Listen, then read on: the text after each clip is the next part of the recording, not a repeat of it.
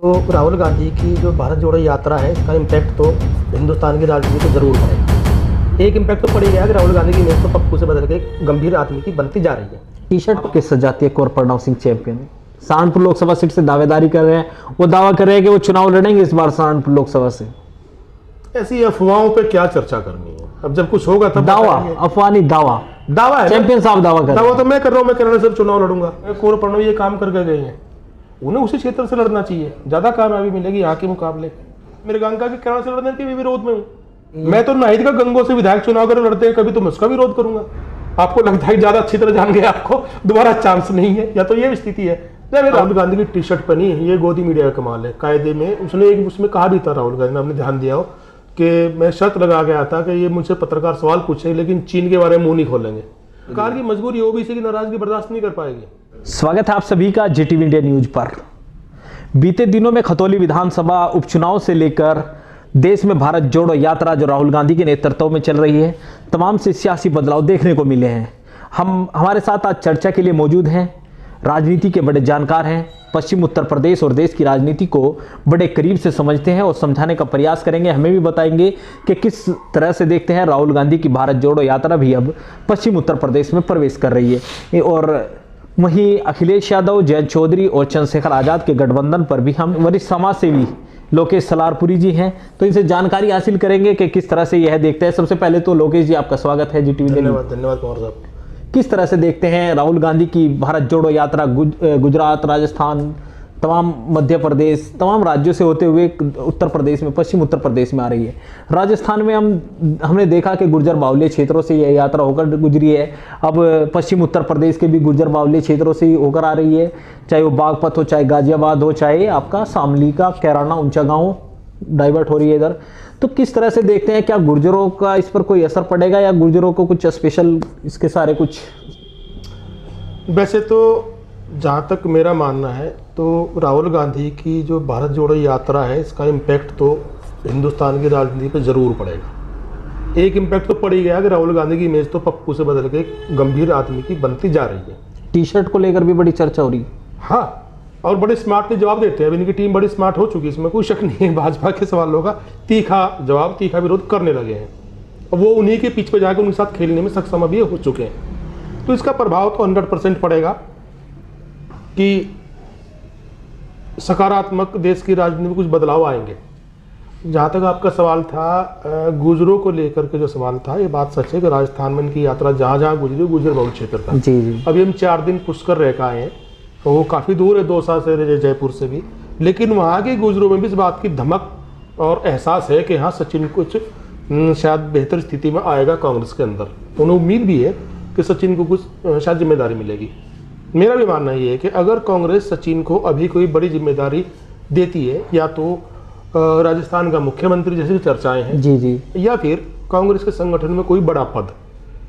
हालांकि मेरा मानना है कि शायद कोई बड़ा पद संगठन में मिल सकता है, क्योंकि इन्हें भविष्य की एसेट मान के चलते हैं ये लोग। फिलहाल भविष्य के रूप में देखती है कांग्रेस। हाँ, सचिन को भविष्य की एसेट मान के चल रहे हैं ये, ऐसा मुझे ऐसा कई चीज़ों से लगा भी है। तो अगर इनको कोई बड़ा पद मिलता है कांग्रेस में, राहुल गांधी, सचिन पायलट को, तो बेशक कोई शक फिर नहीं है कि गुजरों के पास एक ऑप्शन बहुत दिनों के बाद बनेगा, राजेश पायलट के बाद ये ऑप्शन होगा कि वो कांग्रेस की तरफ जाएं। लेकिन लोकेश जी, आपने पिछला जो चुनाव 2018 में वहाँ का विधानसभा चुनाव हुआ था, उसमें भारतीय जनता पार्टी ने जिस गुर्जर प्रत्याशी को चुनावी मैदान में उतारा, तमाम तो हार गए थे। पहले भी कांग्रेस के साथ ही रहा गुर्जर मतदाता। तो नहीं, राजस्थान में तो रहा है। जी। राजस्थान में आज भी कांग्रेस के साथ ही गुर्जर मतदाता है। लेकिन इम्पैक्ट चूंकि भारत जोड़ो यात्रा की आपने बात की ना, उसके बाद ये यूपी में घुस रही है यात्रा। जी। हरियाणा जाएगी, जम्मू कश्मीर भी जाएगी। तो अगर राजस्थान में सचिन पायलट को कोई जिम्मेदारी मिलती है, कांग्रेस में बड़ा पदाधिकारी बनाते हैं, मुख्यमंत्री बनाते हैं, तो बाकी जितना गुजर है देश का, उसके पास एक अपनी लीडरशिप होगी। जैसे यादवों के पास 2 लीडरशिप है, लालू प्रसाद यादव और अखिलेश यादव है। कुर्मियों के पास लीडरशिप है, दलितों के पास 2 लीडरशिप है, 3 है, बल्कि खड़गे भी आ गए इधर। जाटों के पास लीडरशिप है। गुर्जर फिलहाल लीडरशिप से विहीन है, उनके पास कोई बड़े कद का लीडर फिलहाल नहीं है। यानी राजनीतिक रूप से कोई प्लेटफॉर्म मिल पाया। तो फिलहाल जो ओबीसी के बाकी जातियों की तरह गुर्जर भी भाजपा के साथ है, फिर शायद नहीं जा पाएगा, मेरा ये मानना है। अगर सचिन पायलट को जिम्मेदारी न मिली तो नहीं मिली तो जो चल रहा है चल ही रहा है। लेकिन ऐसा नहीं हो सकता कि ना मिले। आप सच बात करें राजस्थान की, लेकिन जो खतौली में उपचुनाव हुआ आपने देखा, गुर्जर वोटर गठबंधन के पक्ष में लामबंद नजर आया मदन भैया के नाम पर, क्योंकि गुर्जर प्रत्याशी थे। तो आप मानते हैं कि क्या वो 2024 में भी प्रभावी रह पाएगा ये गठबंधन? क्योंकि जिस तरह से मदन भैया भी कह रहे हैं कि संजीव बालियान को लेकर अब वो काफी आक्रामक है, चुनाव से पहले संजीव बालियान उन पर आक्रमण कर रहे थे। देखिए गुर्जरों की एक खास बात है, अगर वहां बीजेपी से भी गुर्जर कैंडिडेट होता तब क्या स्थिति होती? तब इतने क्लियर मदन भैया ना जीत पाते। नहीं, लोकसभा चुनाव में भाजपा से भी गुर्जर प्रत्याशी की कोई संभावना नहीं है। कौन से लोकसभा? मुजफ्फरनगर में आता है ना खतौली। हाँ, तो हो सकता है कि गुर्जर मतदाता लामबंद हो जाए। मैं वही तो बताया, गुर्जर मतदाता किसी अपने बड़े लीडर के पीछे लामबंद होगा। देखिए मदन भैया हो या फिर आपके और जो यूपी के लीडर हैं, फिलहाल वो कोई बड़े कद का गुर्जरों का लीडर नहीं है, क्योंकि कहीं किसी प्रदेश का मुख्यमंत्री या ऐसी किसी पद पे कोई गुर्जर नहीं है जी। तो सचिन के आने से ये लाभ जरूर मिलेगा कि गुर्जर मतदाताओं के पास एक प्लेटफार्म हो, जैसे जाटों के पास प्लेटफार्म ऑलरेडी मौजूद है, उसका फर्क पड़ेगा। अगर नहीं मिलता तो जैसे चल रहा है वैसे ही चलेगा। जहां तक आपने फिर खतौली की बात पूछी थी, ये सच है, अगर खतौली में दूसरा कैंडिडेट भी गुर्जर होता तो शायद मदन भैया का रास्ता इतना आसान ना होता, क्योंकि गुर्जर की खुबी वो अपने कैंडिडेट के साथ जाते हैं। अगर वो मुस्लिम गुर्जर भी खड़ा होता ना तो गुर्जर उसके साथ भी चला जाता। लेकिन खतौली की हार के बाद भारतीय जनता पार्टी में चर्चा है कि क्षेत्रीय अध्यक्ष गुर्जर समाज से बनने जा रहा है। हाँ, तो प्रेशर आता है ना, गुर्जरों ने झटका दिया थोड़ा सा तो प्रेशर आया। जाटों का प्रेशर क्यों है? भाजपा जाटों से इतना क्यों डरती है? क्योंकि उनके पास दो घराने खड़े हुए हैं, जयंत का घराना खड़ा हुआ है और दूसरा टिकैत का घराना खड़ा हुआ। हरियाणा भूपेंद्र भी है और भी है, तो उन्हें पता है इनके पास लीडरशिप मौजूद है, इनके पास ऑप्शन मौजूद है, तुम नहीं तो कहीं और से वो खड़े हुए, वो उसे मजबूत करेंगे।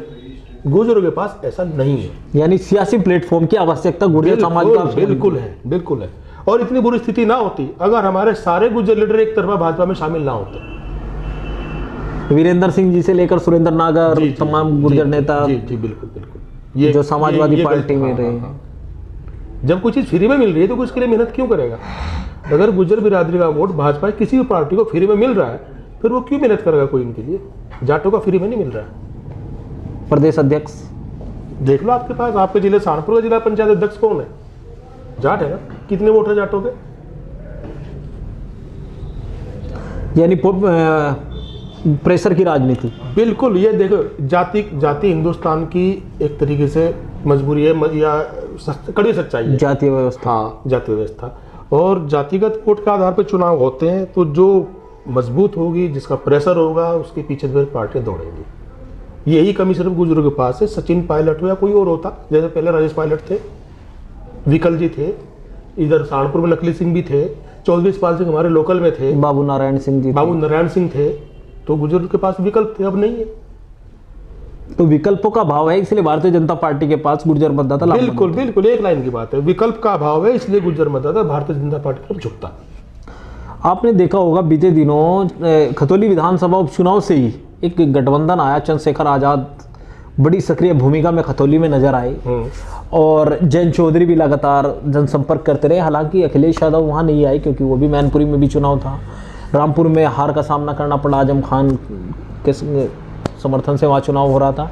तो किस तरह से देखते हैं, क्योंकि चंद्रशेखर आजाद और जयंत चौधरी फिर उसके बाद राजस्थान की राजनीति में सक्रिय हो गए, क्या एक गठबंधन पश्चिम उत्तर प्रदेश की राजनीति के लिए है या राजस्थान में भी कुछ प्रभाव इसका रहेगा, क्या देखते हैं? इसे थोड़ा ब्रॉड रूप में देखिए, ये गठबंधन खाली वेस्ट यूपी की राजनीति नहीं बल्कि उत्तर भारत की राजनीति के लिए बनता जा रहा है। इसके कुछ और भी पहलू हैं।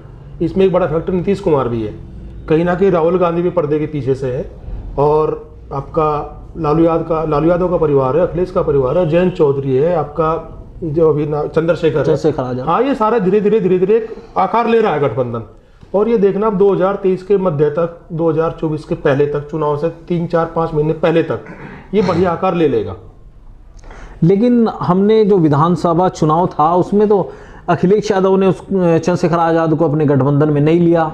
अब जयंत चौधरी अलग गठबंधन के रूप में चंद्रशेखर को साथ लेके चल रहे हैं। अखिलेश यादव तो कहीं ऐसी तरजीह है ना, अखिलेश यादव से उनकी मुलाकात दिखी, कुछ ऐसा। अखिलेश यादव तरजीह किसे दे रहे? चाचा शिवपाल को तो ले आए, शिवपाल को लाना मजबूरी हुई, कुछ भी समझ लीजिए आप। इसके अलावा किसको तरजीह देते हैं? नहीं देते ना। अखिलेश यादव को 2022 के विधानसभा चुनाव में लगभग वो कन्फर्म मान चुके थे, तो मुख्यमंत्री बन गए, एक ऐसी हवा बनी थी, ठीक। उन्होंने ध्यान ही नहीं दिया। जब चुनाव के नतीजे आए, लगभग 90 सीट देखी, वो कितने अंतर से आप हार गए, कितने % वोट का फर्क था, उसके बाद आँख खुली, तब विश्लेषण हुए, चीज़ें हुई होंगी, ऐसा तो नहीं है, चर्चाएं तो करते हैं। मेरा अपना मानना है कि अगर तब चंद्रशेखर इनके साथ होता तो शायद सरकार बनने के आसपास होते। अगर अखिलेश उसी जमीन पर कोई काम करते तो उसका क्या? अखिलेश ने 2007 से मेहनत की थी, 2012 के चुनाव से पहले। वो पूरी प्रदेश में साइकिल यात्रा, यहाँ भी आई थी, गंगो भी आई थी, तो उसका इम्पैक्ट आया था। मायावती जैसी बढ़िया सरकार थी, मायावती सरकार में कोई खास इल्जाम नहीं था, बहुत बढ़िया प्रशासनिक सरकार थी, उसने काम बहुत किया था, बहुत तेजी में काम किया था। आप अपनी विधानसभा क्षेत्र में देख लो, उसके बावजूद भी अखिलेश की साइकिल यात्रा पूरे प्रदेश में निकली। एक यंग चेहरा, एक स्टेप उसने लिया था, किसी कोई बाहुबली को उसे पार्टी में नहीं शामिल किया था, वो एक इमेज बनी और वो पूर्ण बहुमत के साथ सत्ता में आए थे। अगर ऐसी मेहनत दोबारा भी करें फिर आ सकते हैं, कोई बड़ी बात नहीं है। अब जयंत चौधरी जी कह रहे हैं कि वो 2023 आज से ही शुरू हो गया है, 2023 में 1500 गांव में जनसंपर्क करेंगे। इसके अलावा अखिलेश यादव कह रहे हैं कि वो हर महीने 10 जिलों में जाएंगे। राहुल गांधी भारत जोड़ो यात्रा लेकर चल ही रहे हैं। देखो पवार साहब, स्थिति ये है कि 2024 आखिरी मौका है विपक्ष के पास। 2024 में ये कुछ बदलाव करने में सक्षम हुए तो ठीक, उसके बाद लंबे टाइम कोई उन्हें मौका मिलने वाला नहीं है। पूरा सिस्टम ही राजनीति का पूरा सिस्टम सीनियर चेंज हो चुका होगा। हमारे सारे संवैधानिक संस्थाएं खत्म लगभग कर दी गई, जो बची वो भी खत्म कर दी जाएंगे, चूंकि उसके पास एक बार फिर बहुमत होगा भाजपा के पास। सवाल ये नहीं कि प्रधानमंत्री मोदी बना कौन बनेगा, ये तो विचारधारा है, बड़ी स्ट्रॉन्ग विचारधारा है, तो उसे तो आप भूल जाओ। इसलिए इनके पास इसके अलावा क्या रास्ता है कि गली गली जाके मेहनत ना करें। यानी आप मानते हैं कि विपक्ष के पास अंतिम मौका है 2024? बिल्कुल 2024 अंतिम मौका है, केंद्र के लेवल में विपक्ष के पास बिल्कुल अंतिम मौका है। यानी कांग्रेस भी उसके बाद नहीं लड़ पाएगी इतनी मजबूती से जितना कर सकती थी? कैसे लड़ पाएगी, मुझे तो नहीं लगता, क्योंकि इस बात मौका देंगे कहाँ आपको वो। अगर 2024 भी ये सरकार जीत के आती फिर आपको मौका नहीं देंगे विपक्ष को कहीं भी है, ये सब कुछ खत्म कर चुके होंगे, किसी के पास कोई रास्ता नहीं बचेगा। आप अभी देख लो मौके हैं कितने, जिस तरीके से उन्होंने देखे मीडिया खत्म किया गया, तो आपकी न्यायपालिका का सबको पता है स्थिति चली है, कार्यपालिका का आपको सबको पता होगा। मतलब रात में 12 बजे आप सीबीआई का जो ड्रामा करते हैं, ताले लग जाते हैं ऑफिसों में, तो आप इसे क्या समझते हैं? आपकी पूरी संवैधानिक सिस्टम को बिल्कुल इन्होंने खत्म कर दिया। जो थोड़ा बहुत बचा हुआ है वो 2024 में आने के बाद खत्म कर देंगे, फिर किसके पास कहाँ मौका है? पूरी राजनीति हिंदुस्तान के एक आदमी के आसपास सिमट रही है, सिर्फ सिंगल प्रधानमंत्री जी। हाँ, और मुझे तो कई बार ऐसा लगता है सारे मुख्यमंत्री भी इसी राह पर चल पड़े, वही जो मॉडल मोदी का है उसी मॉडल में बाकी मुख्यमंत्री काम कर रहे हैं। आप अरविंद केजरीवाल को देखिए, सारी पावर कहाँ है, इवन पंजाब तक की पावर कहाँ है, विधायकों कहीं कुछ पूछे। आप बंगाल में देखिए ममता बनर्जी को, और भी कई, आप उड़ीसा में देख लीजिए।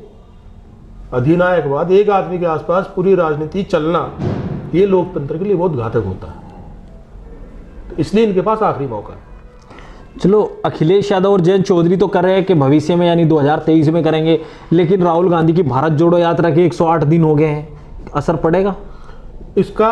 भारत जोड़ो यात्रा का खाली कांग्रेस ही नहीं बल्कि विपक्ष की पूरी राजनीति पर असर पड़ेगा। देखिए, कोई भी गठबंधन बगैर कांग्रेस के नहीं बन सकता, लेकिन मीडिया, जो नेशनल मीडिया, वो तो दिखा नहीं रही उसको। आप 2019 के चुनाव के वोट उठा के देखिए, कांग्रेस के और भाजपा के वोट में कितना फर्क है। कांग्रेस आज भी 17-18 करोड़ की पार्टी, 10-12 करोड़ की पार्टी है।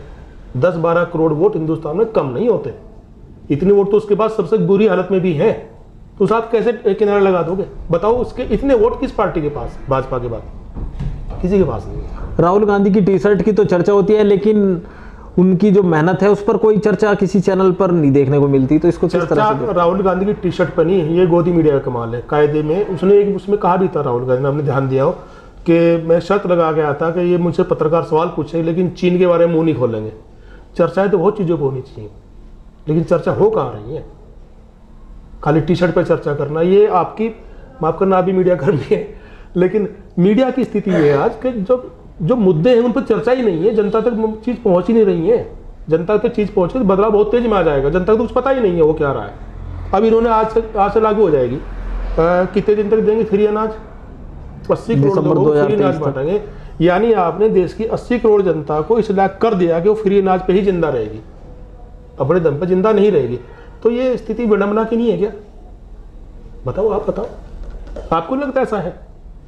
का आरक्षण बड़ा मुद्दा है। उत्तर प्रदेश में निकाय चुनाव होने थे, लेकिन मामला हाईकोर्ट पहुंचा।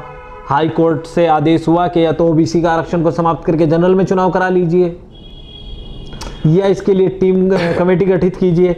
उत्तर प्रदेश सरकार की ओर से कमेटी भी गठित कर दी गई। तो ओबीसी आरक्षण को लेकर किस तरह से आप देखो, अभी हम एक जगह राजस्थान में थे, तो वहाँ एक हाई कोर्ट के पूर्व चीफ जस्टिस थे, मैं नाम नहीं डिस्क्लोज करूंगा, तो उन्होंने एक बात कही कि सरकार को जब कोई मामला ठंडे बस्ते में डालना होता है तो उसे कोर्ट की तरफ खिसका देती है, और कोर्ट से आरक्षण जैसी चीज़ पर आज की तारीख में न्याय की उम्मीद आप ना करें। वो अभी हाई कोर्ट ने जो यहाँ डिसीजन दिया है, लेकिन ये मामला चला गया सुप्रीम कोर्ट में। क्यों जा रहा है सुप्रीम कोर्ट? सरकार की मजबूरी, ओबीसी की नाराजगी बर्दाश्त नहीं कर पाएगी।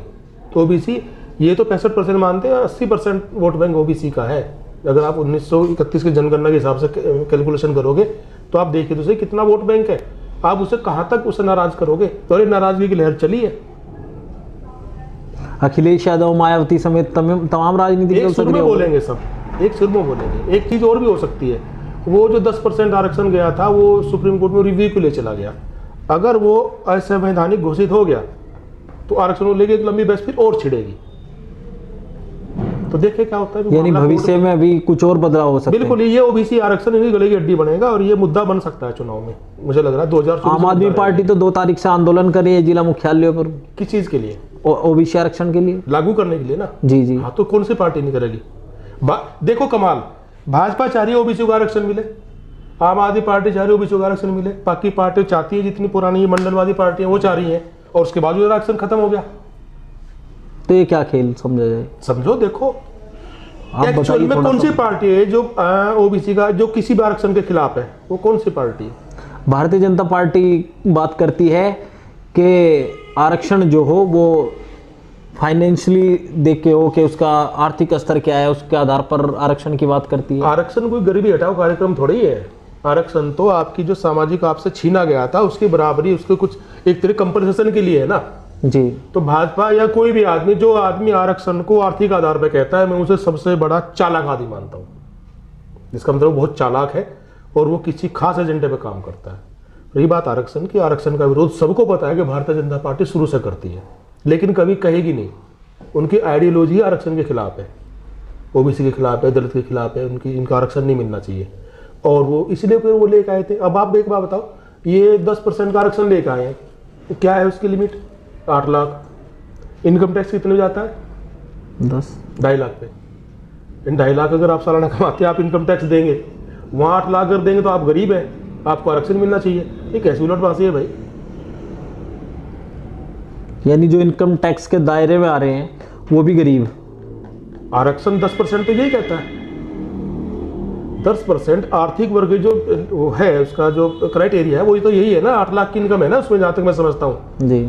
8 में अगर 6 भी होगी, हालांकि 8 ही है, 8 ही है। अगर आप 6 भी माने जब भी, यानी 8 लाख अगर एक स्वर्ण आदमी कमा रहा है तो गरीब है, और 2.5 लाख अगर कोई कमा रहा है तो टैक्स देगा, इनकम टैक्स देगा, टैक्स पेयर। या तो आप टैक्स की सीमा बढ़ाइए भाई, इनकम टैक्स की, व्यक्तिगत टैक्स की, या फिर उसे घटाइए।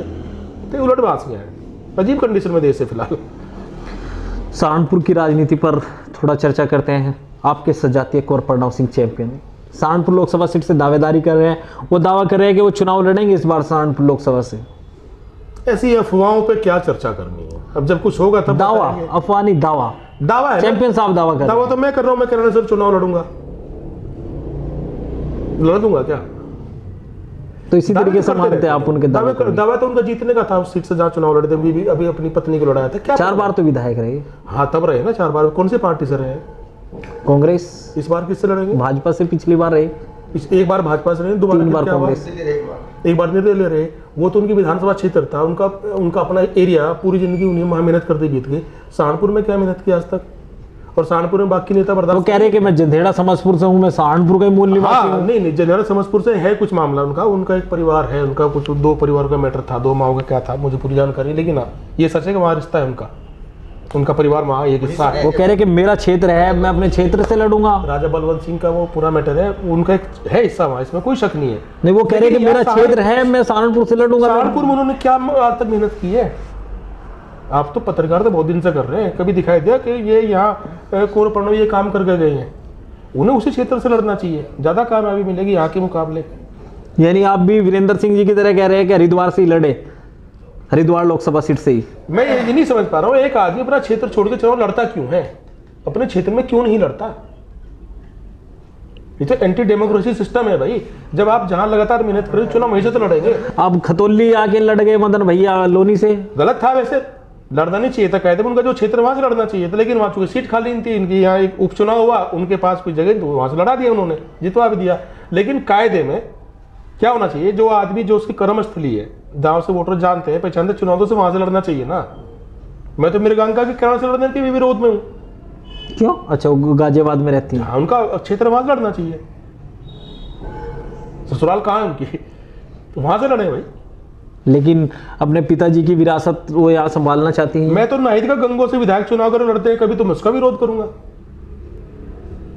जो आपकी कर्मस्थली आप वहां चुनाव, लेकिन चूंकि लोकसभा लड़ चुके हैं वो तो थोड़ा मान सकते हैं, लेकिन मैं उसके पक्ष में नहीं हूं। जहां आप पूरी जिंदगी देते हैं, जहां के वोटर आपको जानते हैं, या दो वजह, या तो आपके वोटर आपको ज्यादा बेहतर जान गए, आपको लगता है ज्यादा अच्छी तरह जान गए, आपको दोबारा चांस नहीं है, या तो ये स्थिति है, या फिर आप वोटर को धोखा दे रहे हैं। यानी आप इशारों में कुंवर प्रणव सिंह चैंपियन को कह रहे हैं कि आपके वोटर आपको अच्छी तरीके से जानेंगे, वहां पे कोई चांस नहीं रहा, मैं यहाँ जाऊँ। नहीं, लोकसभा लड़े कब है? मैंने नहीं, विधानसभा खानपुर। वो तो लोकसभा लड़ने जा रहे हैं ना यहाँ पे, मैंने ऐसा कब कहा? तो ये हमारे साथ वरिष्ठ समाज सेवी और राजनीति के अच्छे जानकार लोकेश सलारपुरी जी मौजूद थे। भारत जोड़ो यात्रा से लेकर पश्चिम उत्तर प्रदेश और उत्तर प्रदेश की राजनीति में समाजवादी पार्टी, राष्ट्रीय लोकदल और आजाद समाज पार्टी के गठबंधन को लेकर इन्होंने विस्तार से बताया। इसके अलावा कुंवर प्रणव सिंह चैंपियन, जो भारतीय जनता पार्टी के खानपुर सीट से विधायक रहे, उत्तराखंड के हरिद्वार जनपद की विधानसभा है, उनके सहारनपुर लोकसभा सीट से चुनाव लड़ने को लेकर भी इन्होंने चर्चा की। आगे की अपडेट के लिए भी बने रहिए हमारे साथ। अगर आपने हमारा चैनल अभी सब्सक्राइब नहीं किया तो कृपया चैनल को सब्सक्राइब कर लो, और अगर आप हमारी वीडियो फेसबुक पर देख रहे हैं तो